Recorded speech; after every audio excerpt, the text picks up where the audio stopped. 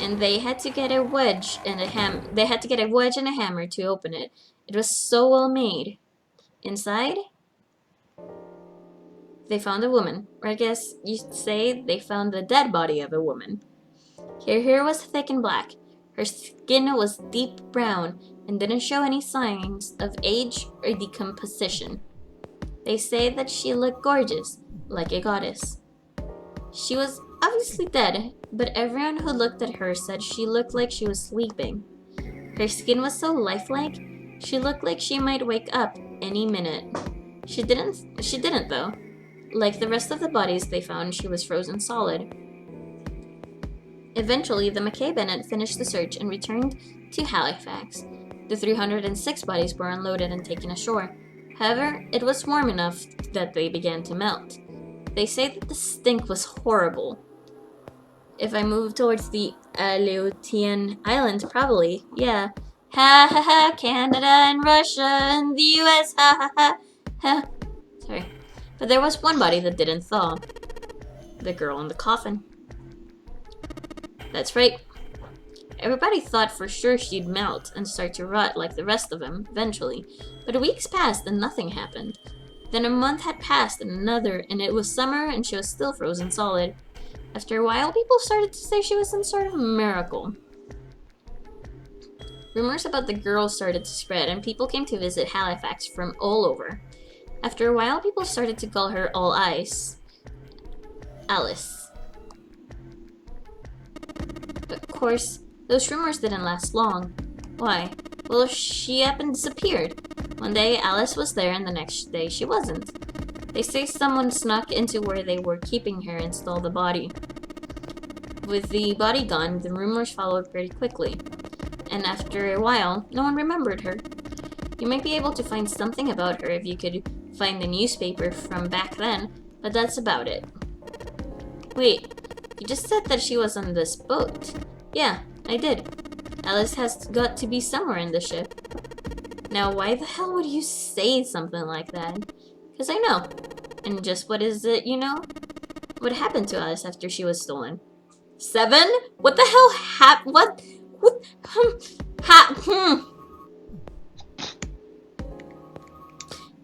Junpei gulped. Alright, tell me. What happened to Alice? Indulge me. 7 nodded and slowly and took the look of a man recalling something long buried. For a man with the problems with his own memory, you clearly remember a lot of random stupid facts. Well, around that time, the word was that there was a thriving black market in New York. I mean, I'm sure there still is, but this was special. All millionaires from all over the world. I've heard that Alice went up for auction there. The person who won the auction was Lord Dashiell Gordain. You've heard that name before, right? Yes, Ed read it to us at the beginning of this stream. Sir Gordain. Isn't he the guy who bought the Gigantic, the Titanic sister ship?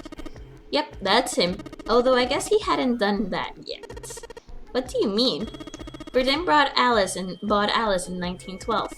Then 4 years later, in 1916, he bought the Gigantic. And he hid Alice somewhere in the Gigantic.